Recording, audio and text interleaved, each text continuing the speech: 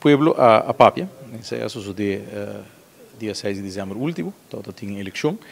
Bom, coisa que está duidelijk, em todo caso, que o Pueblo não aduna nenhum partido uma maioria absoluta. Então, o Pueblo escolhe para uma coalição, o Pueblo aduna partido novo também, partido não de bate novo, em todo caso, também aduna apoio a certo partido não que está forma parte do governo, em todo caso, pessoa não que está forma parte do governo, não há suficiente sustento para volver, pois é pouco mixto, mas assim nós podemos chegar a uma conclusão que diretamente o povo quer cambio completo, se ou não, como o que eu chamar é partido não grande, se boa para uma diferença muito chiquito na quantidade de votos, basta similar, não todos tem 6 assentos também fijo, pois no caso que você visa, o que há a diferença grande tá reazeitels não, qual tá hopi também, um total de 6 reazeitels, tá relativamente hopi,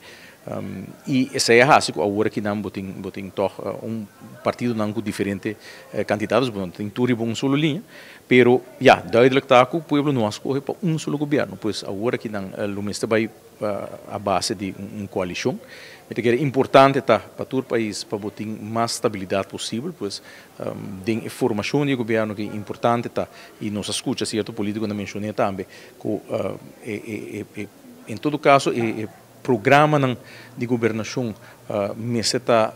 parcialmente ou mais tanto possível alinhar para assim não toque botar governo que está perdurar, e não governo que tem pouco tempo para trabalhar para a urna eleitoral trobe. Então para nós isso é importante. FTA como sindicato, o que da monitor claro, o que trata é classe trabalhador, tem certo afspraken dan que assim acaba durante o governo que está barrando agora que não nos espera também que o continuar, para não obstante o color de governo que tem